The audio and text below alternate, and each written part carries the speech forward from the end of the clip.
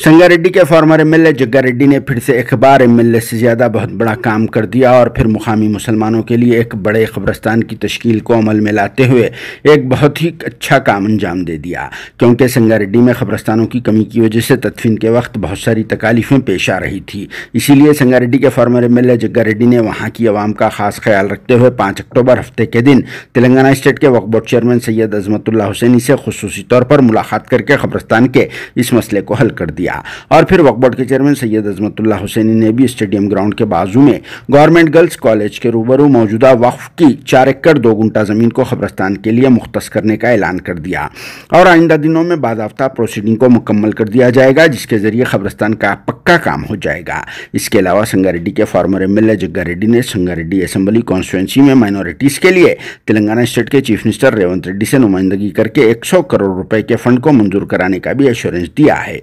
और इस फंड के जरिए संगारेड्डी ईदगाह मसाजिदों के डेवलपमेंट का काम किया जाएगा और फिर इसी फंड में से हज हाउस के तामीरी काम को भी मुकम्मल कर दिया जाएगा। इन सब के अलावा संगारेड्डी में 1 एकड़ 17 गुंठे पर मौजूदा दीनदार खान फंक्शन हॉल का भी डेवलपमेंट करके गरीब लोगों को कम कीमत पर शादियों और दूसरे फंक्शंस के लिए किराए पर दिया जाएगा।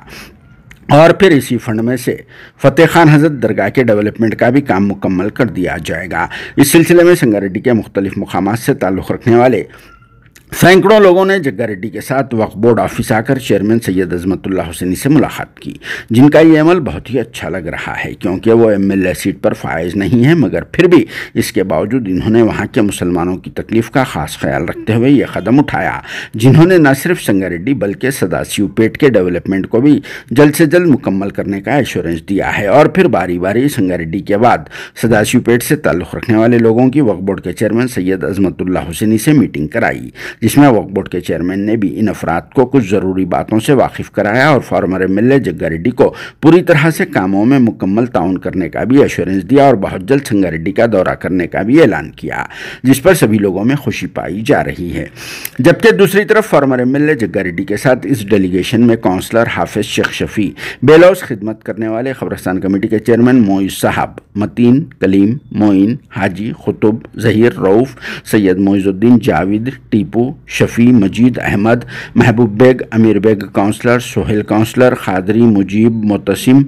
अकरम और दीगर बुजुर्ग हजरात के अलावा मुख्तलिफ मुकामात से ताल्लुक़ रखने वाले नौजवान भी शामिल थे और इन तमाम अफराद ने जग्गा रेड्डी का शुक्रिया अदा किया। तो चलिए इस मौके पर पेश है काउंसलर हाफिज शेख शफी और कब्रिस्तान कमेटी के चेयरमैन मोइज साहब के मुख्तसर से बयानात, जिसे सुनने के बाद क्या कहना है आप सबका कमेंट बॉक्स में ज़रूर जवाब देना।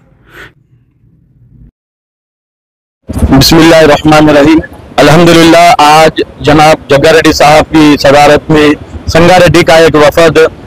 करीब 200 लोग, नौजवान, बुजुर्ग हजरात, तमाम लोग वक्फ बोर्ड को आए। इसी सिलसिले में आए कि जो औकाफ की ज़मीन संगारेड्डी में है उसका तहफ़्फ़ुज़ हो और दीनदार खां फंक्शन हॉल जो बोसीदा हो गया उसको सही तरीके से बनाए, 6 करोड़ की लागत से बनाए रेवंत रेड्डी साहब को बोलते जनाब जग्गा रेड्डी साहब। और जो हज हाउस का जो अधूरा काम हो गया है, एक 3 करोड़ रुपए लगाकर हज हाउस को मुकम्मल करे और जो संगारेड्डी का ईदगाह है उसके मेंबर के लिए और उसके बाउंड्री वाल के लिए, वजू खाने के लिए 1 करोड़ खर्च करने की नुमाइंदगी करे। साथ ही साथ हमारे कब्रिस्तान कमेटी के चेयरमैन जनाब मोइजुद्दीन साहब जो ग्राउंड के बाजू में, अम्बेडकर स्टेडियम ग्राउंड के बाजू में जो औकाफ की ज़मीन है करीब 13 एकड़, अब बची कुछ 10 एकड़ है, उसके अंदर जो है सो 4 एकड़ 2 गुंठे कब्रिस्तान के लिए, जो कब्रिस्तान संगारेड्डी का बिल्कुल नाकाफी हो गया और बहुत फैजी चमन कब्रिस्तान जब खबर खोदते हैं तो कई खबरें उसमें निकल रही है और बहुत मुश्किलात का सामना करना पड़ रहा है। इसीलिए जनाब जग्गा रेड्डी साहब से रिक्वेस्ट की है तो उन्होंने चेयरमैन साहब से मुलाकात करे और 4 एकड़ 2 गुंठे जो कब्रिस्तान के लिए है वो चेयरमैन साहब हमको बोले हैं कि ऑलरेडी उसके अंदर मैं खुद 10 लाशें लावारिस भेज कर तदफीन करा चुका हूं। वैसे तो ज़बानी तरीके से कब्रिस्तान चालू हो गया, इंशाल्लाह मैं बहुत जल्द संगारेड्डी आऊँगा और एक इसके लिए जो भी प्रोसीडिंग है मैं दे दूंगा, बल्कि हम आपको तयकीन दिए। मैं हमारे वक्फ बोर्ड चेयरमैन साहब का और हमारे जनाब जग्गा रेड्डी साहब का और हमारे संगारेड्डी से जो नौजवान और बुजुर्ग कायदीन जो आए हैं, मैं दिल की गहराइयों से उनका शुक्रिया अदा करता हूँ। और इसी तरीके से जिस तरीके से आप कौम मिल्लत की जायदाद की हिफाजत के लिए कोशिश कर रहे हैं, अल्लाह ताला आप लोगों को मजीद तरक्की अता फरमाए। आमीन। अस्सलाम वालेकुम रहमतुल्लाहि व बरकातहू। संगारेड्डी फैजी जमात